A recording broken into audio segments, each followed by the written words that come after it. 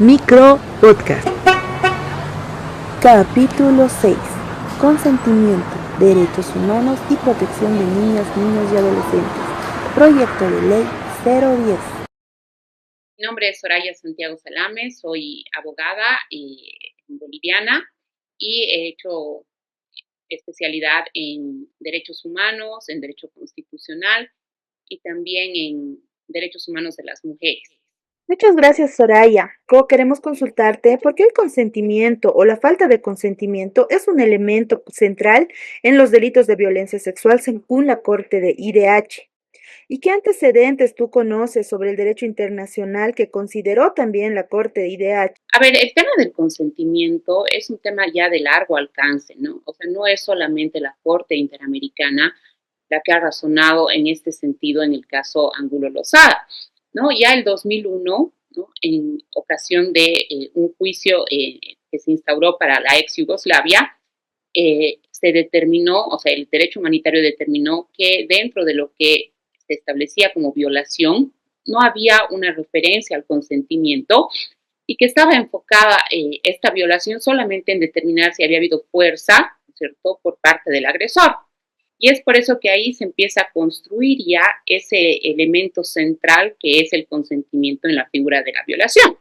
Luego ha habido una evolución larga, ¿no? El 2003, te voy a mencionar los aspectos más importantes. El 2003, el Tribunal Europeo de Derechos Humanos, en el caso MC contra Bulgaria, analiza, ¿no?, un caso en el que una niña de 14 años había sido víctima de violencia sexual y el Estado había archivado el caso porque no se había podido demostrar o no había podido demostrarse la falta de resistencia de la niña, ¿no? Entonces ahí el Tribunal Europeo razona que si bien es una evidencia clara, ¿cierto?, la violencia en casos de violación, también hay otros elementos que deben considerarse como la falta del consentimiento, ¿no? Y más aún en los casos de niños y niñas que no tienen una capacidad real, ¿cierto?, para consentir.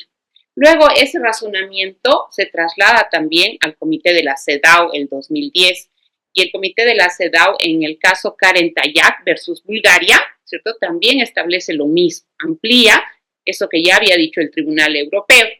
Y posteriormente, ¿cierto?, el 2011, ya un instrumento internacional como es el Convenio de Estambul, en su artículo 36, habla de este consentimiento como central para definir la violación.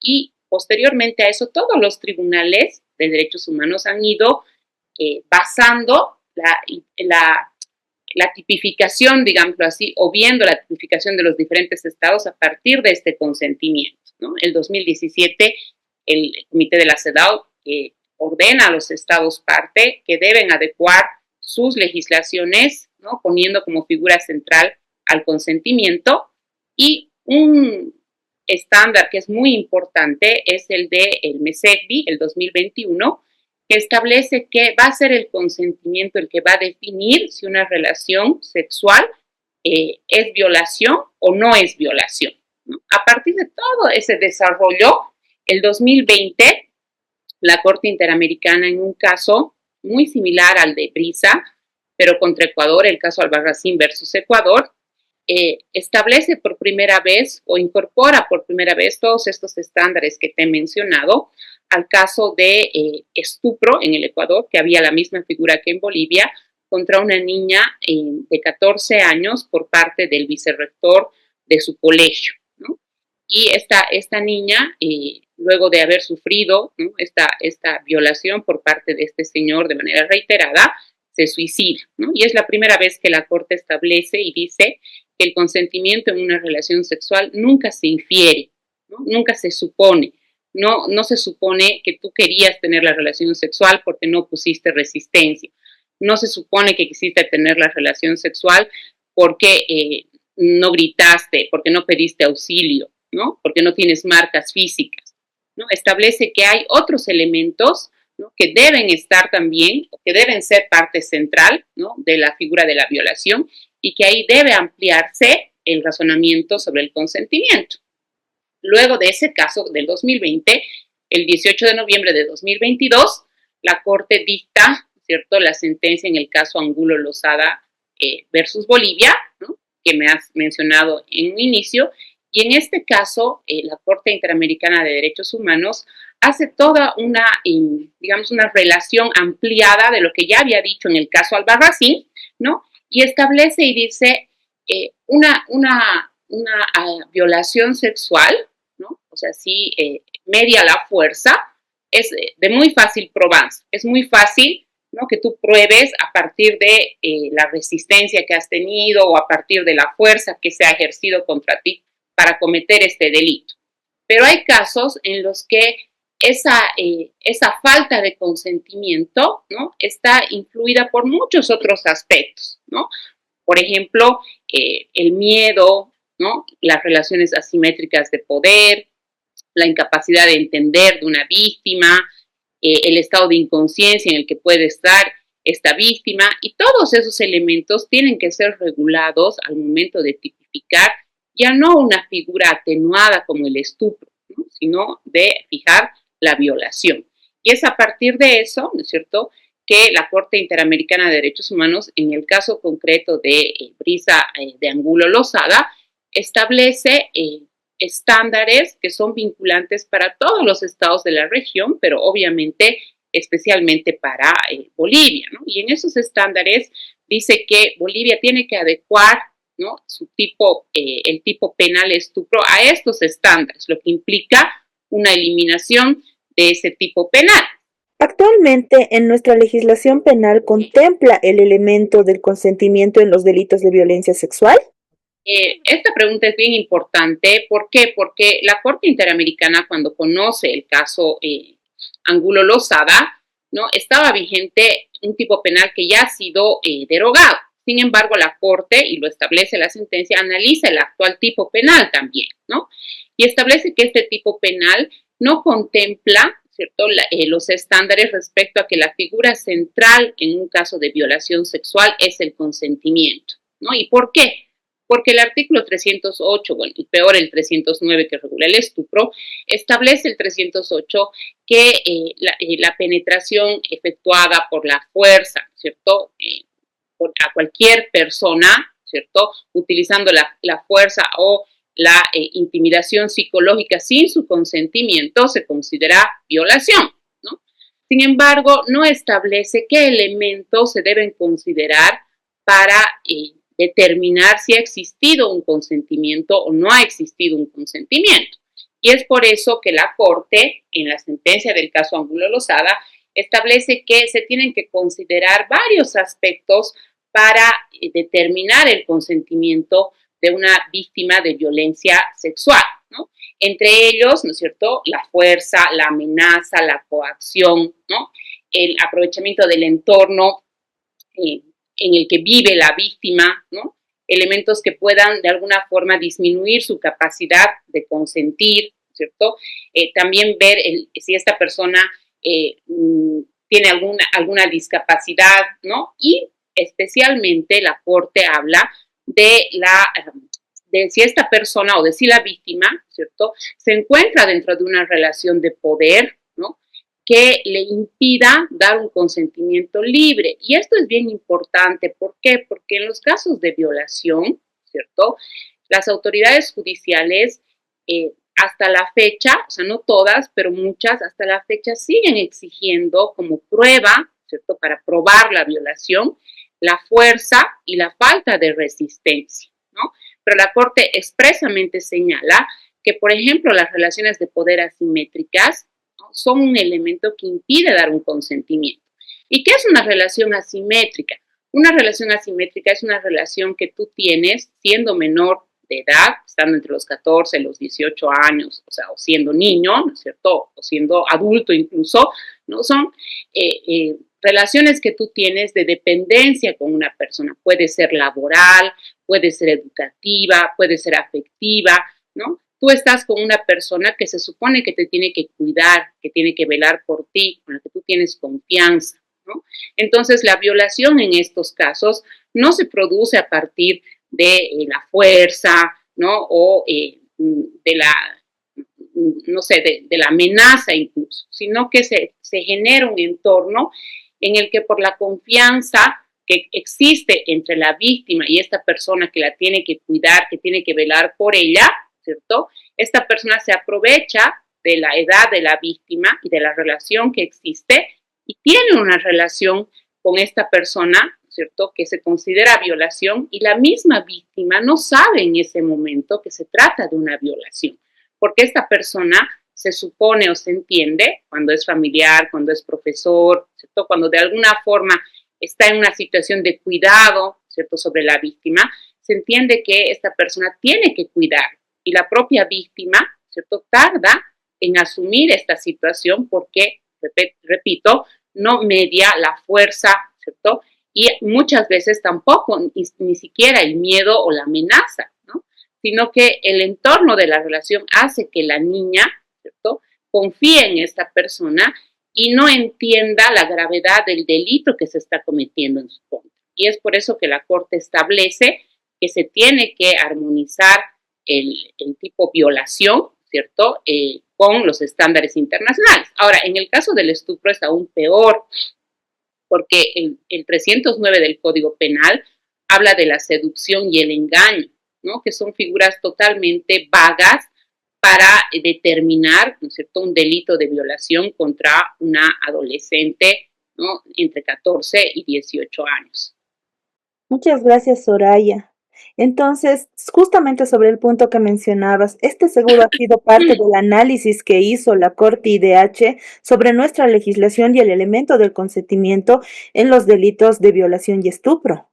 ¿Es parte de esa línea? Claro, es parte de esa línea y, o sea, como te decía al inicio, o sea, este razonamiento de la Corte inicia en el caso Albarracín versus Ecuador, que también tenía la figura del estupro, el Ecuador, ¿no? Y lo complementa, lo amplía y lo refuerza en el caso Angulo Lozada, ¿no?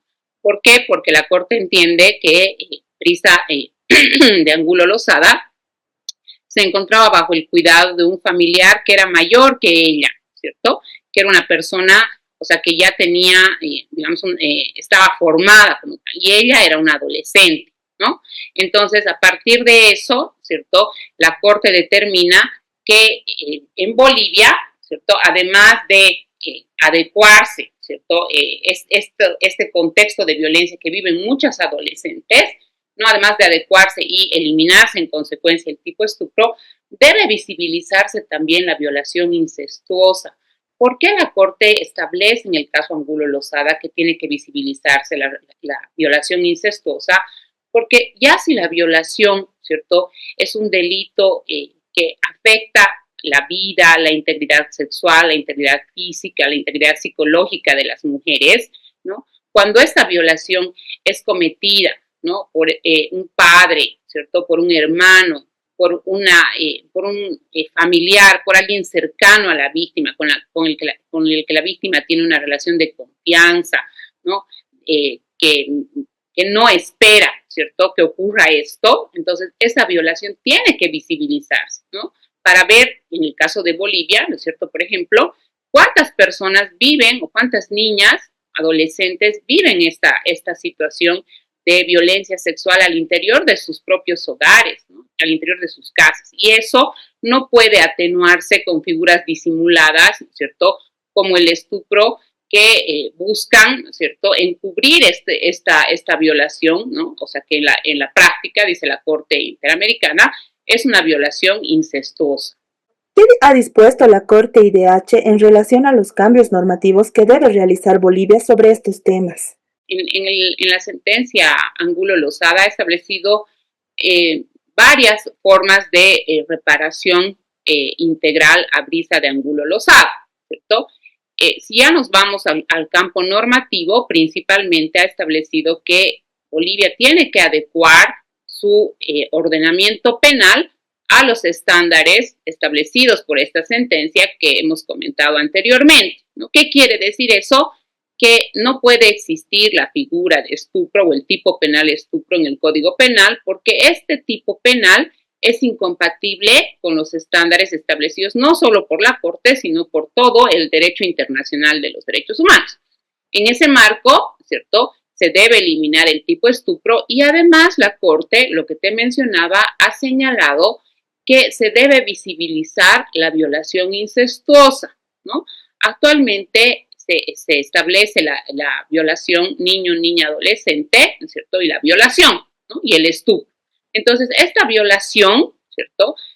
Incestuosa, cuando es cometida por este círculo íntimo familiar de la víctima, tiene que visibilizarse en un tipo diferente, en un tipo independiente, ¿no? Y eso es lo que ordena la Corte Interamericana, que el Código Penal establezca, tipifique la violación incestuosa considerando la gravedad que tiene esta lesión a los derechos de las niñas y las adolescentes. Gracias, Soraya. Justamente sobre ese punto. Si Bolivia no cambiara su legislación según la orden de la Corte Interamericana, la jurisprudencia que ha desarrollado este tribunal en la sentencia Angulo Lozada es inaplicable. Esa pregunta es bien importante, ¿no? ¿Por qué? Porque nosotros en Bolivia, ¿cierto? Además de tener que cumplir con lo que dicen las sentencias de la Corte Interamericana, ¿cierto? Entre ellas el caso obviamente Angulo Lozada, estamos obligados a ejercer un control de convencionalidad difuso. ¿Qué significa eso? ¿Cierto? Que los jueces, ¿cierto? Las autoridades judiciales, los fiscales, ¿cierto?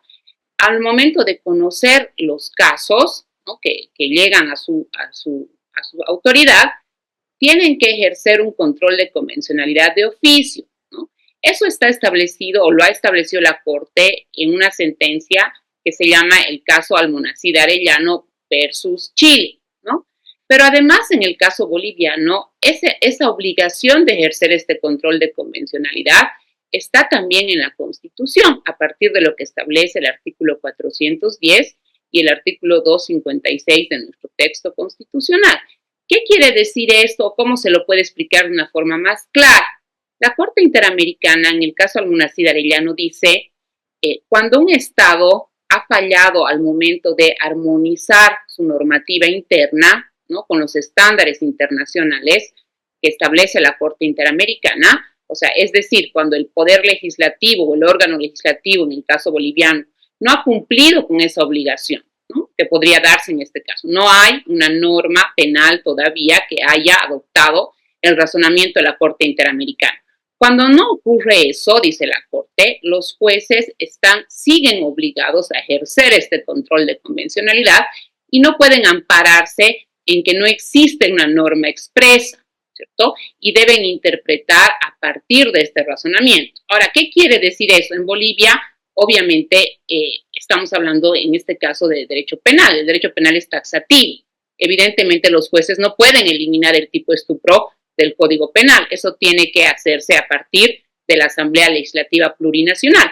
Pero lo que tienen que hacer, o sea, no es que, si quieren, o sea, lo que tienen que hacer, el deber que tienen, es de los casos que conocen, ¿cierto? Interpretar a partir de estos estándares y a partir de eso determinar, ¿no es cierto?, que en casos en los que se presentan estos elementos que establece la Corte, estamos hablando de una violación, ¿no? No estamos hablando de tipo penal estupro. Ahora, sin embargo de eso, es importante, evidentemente, que este tipo penal sea expulsado del ordenamiento penal y por eso, ¿cierto?, esta obligación debe ser cumplida por la Asamblea Legislativa Plurinacional. Las sentencias de la Corte Interamericana son vinculantes y son obligatorias. Entonces, cuando un Estado no cumple con estas sentencias, está sujeto a responsabilidades. Y además, no hay que olvidar que nuestra Constitución Política del Estado también establece la garantía, ¿no es cierto?, dentro del derecho a la reparación, establece la repetición contra la autoridad responsable de no haber cumplido con una sentencia, en este caso, de la Corte Interamericana, ¿no? Entonces, si bien no es, o sea, no es que si es que no se regula esto, los jueces tienen que hacer caso omiso a la sentencia, ¿no es cierto? Deben adecuarla a los casos que conocen a partir del 256, a partir de una interpretación amplia, pero sí es necesario e importante que Bolivia cumpla con armonizar el Código Penal a lo que ha establecido la Corte Interamericana.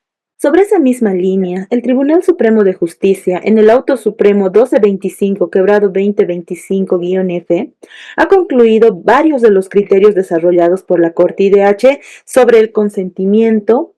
Ello, al margen de los cambios de nuestra legislación, refuerza su aplicación. Que sí, ¿no es cierto? Porque tú sabes que los autos supremos que emanan de la sala penal de la Corte Suprema tienen carácter vinculante, ¿no es cierto? Son obligatorios, deben ser cumplidos, ¿cierto? Por todos los tribunales, por todas las salas penales cuando hablamos en materia ordinaria.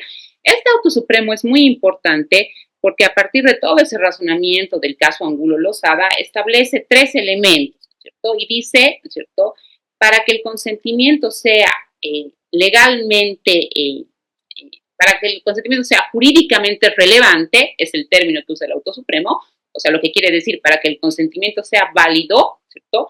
La víctima debe tener tres capacidades, ¿no? Tiene que tener la capacidad para consentir, dice el Auto Supremo. ¿Cómo se va a medir esa capacidad para consentir? Tiene que tener la edad legal mínima, ¿no? O sea, si tiene una edad menor a la establecida en la norma, ¿cierto? Entonces, obviamente, ese consentimiento está viciado. Tiene que tener, dice el Auto Supremo, capacidad cognitiva y psíquica. ¿Qué quiere decir eso? Que no puede estar en estado de inconsciencia, que no puede ser una persona que tenga una discapacidad, ¿cierto? Pero además de esa capacidad para consentir, habla de la capacidad, ¿cierto? O de la libertad para consentir, ¿no? ¿Y cómo entiende la libertad para consentir? El Auto Supremo habla de la ausencia de coacción, ¿no? No puede estar coaccionada ni psicológicamente, ni físicamente, ni de ninguna manera, pero además, ¿cierto?, dice que esta libertad también se va a medir porque la víctima no tiene que encontrarse en un medio, en un ambiente o en un contexto coercitivo, ¿no? Entonces, ¿cómo vas a entender el contexto coercitivo? Es el escenario, el espacio, el ámbito en el que tú no tienes esa libertad para decidir, ¿no? ¿Y por qué no tienes esa libertad para decidir? Porque a lo mejor el agresor es tu primo, es tu hermano, es tu papá, ¿cierto? Es alguien, ¿no?, de tu círculo íntimo, y si es que tú dices algo, si tú denuncias, a lo mejor se va a fracturar tu familia. Y a pesar de que tienes una corta edad, ¿cierto?, ese contexto hace que tú no puedas, ¿no?, avisarle a lo mejor a tu mamá o contarle a alguna persona, ¿no? Eso cuando hablamos de, digamos, de la violación incestuosa como tal. Y además el Auto Supremo también habla de tener la voluntad real y genuina, ¿no? ¿Qué quiere decir eso? O sea, que tú tienes que decidir de manera expresa, ¿no? Y que puedes retractarte, ¿no? El que tú hayas aceptado, ¿cierto?, tener una relación con una persona, ¿cierto?, no implica que llegado el momento, ¿cierto?, puedas retractar, ¿no? Entonces, eso establece el Auto Supremo, pero además añade, ¿no es cierto?, que estas tres capacidades o estas tres facultades van a estar viciadas, ¿no es cierto?, cuando exista, entre otros, una dependencia jerárquica, ¿no?, entre la víctima y el agresor. Y ahí nuevamente vamos a cómo vamos a entender, ¿cierto?, la dependencia jerárquica, ¿no?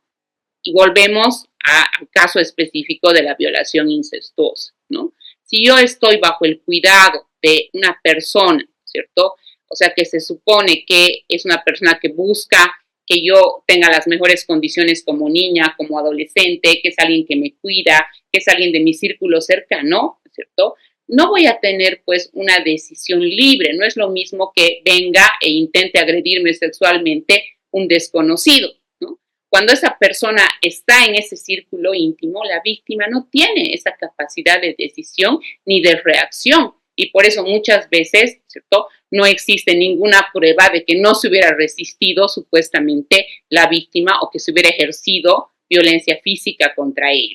Muchas gracias, Soraya, muy clara esa parte. Bueno, para ir concluyendo, la última pregunta que tenemos para ti es si la Corte de la IDH y sus argumentos sobre el consentimiento son vinculantes para Bolivia y ya hay un auto supremo, también los ha incorporado. ¿Por qué es necesario modificar nuestra legislación penal? Es bien importante eso, pero además del Auto Supremo, ¿no?, de este auto supremo del que hemos hablado, ¿no?, del 1225, tenemos a la sentencia del Tribunal Constitucional Plurinacional 351-2015 S3, perdón, 2025 S3, la sentencia 351-2025 S3. Esta sentencia es muy importante, porque emana del Tribunal Constitucional Plurinacional, que de acuerdo al artículo 203 de la Constitución Política del Estado es vinculante y obligatoria para todos, ¿no? Y esta sentencia exhorta a la Asamblea Legislativa Plurinacional para que adecue el ordenamiento penal a lo que dice la sentencia del caso Angulo Lozada versus Bolivia. Esta sentencia incorpora todo lo que ha dicho la Corte en el caso Angulo Lozada, ¿cierto?, a un caso también de violación contra una niña, ¿no? Entonces, esta sentencia es relevante, ¿no?, para que conozca la población, para que conozcan las víctimas, para que conozcan las activistas, porque también a partir de ella se puede exigir, ¿no es cierto?, que se cumpla con este razonamiento.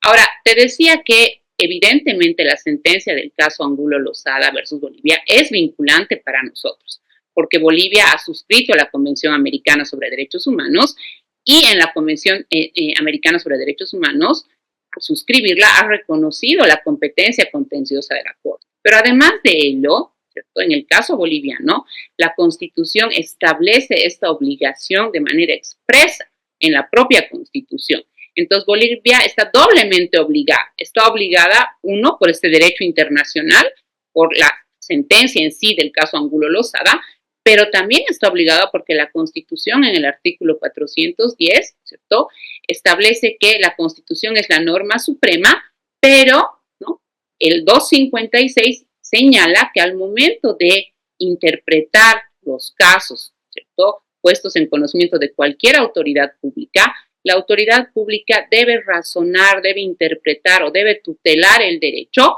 a partir de la norma más favorable, sea esta, se encuentre esta en el derecho interno, en la Constitución, o en los tratados o instrumentos internacionales, o en las, evidentemente, sentencias de la Corte Interamericana, ¿no? En ese sentido es vinculante y es obligatoria y no hay ninguna duda al respecto. Pero, como estamos hablando de materia penal y el derecho penal es taxativo, ¿cierto?, este tipo penal estupro tiene que ser eliminado por la Asamblea Legislativa Plurinacional, ¿no?, para que Bolivia, ¿cierto?, realmente cumpla con lo que dice la sentencia del caso Angulo Lozada versus Bolivia. Muchísimas gracias, Soraya. Gracias por esta explicación tan amable. Tal vez algún mensaje quisieras dejar a las y los abogados que están en estos espacios, a jueces y fiscales, para que tomen en cuenta estas recomendaciones. Me parece importante razonar sobre todo este tema a partir de los derechos humanos, ¿no? Y entendiendo que no se trata de una modificación al Código Penal que atente contra, digamos, específicamente contra un sector como pueden ser los hombres. No te olvides que estos delitos también pueden ser cometidos por las mujeres, ¿no? O sea, no se debe perder la figura central, que no se trata aquí de una colisión de derechos entre hombres y mujeres, ¿no?, sino que se trata de preservar, cumplir, ¿no es cierto?, con la protección reforzada a los niños, niñas y adolescentes que establecen todos los instrumentos internacionales y también nuestra Constitución Política del Estado. Aquí de lo que se trata es de proteger a la niñez, ¿no?, no de perjudicar, ¿no?, ni a los varones, ni a las mujeres, ni a ciertos grupos o colectivos, ¿no? O sea, no se debe perder de vista que lo que se busca es proteger a la niñez y además viendo los extremos casos de violencia que existen contra mujeres y niñas en nuestro país, me parece que el debate debe trasladarse a ese campo, a la protección de la niñez y la adolescencia. Micro Podcast.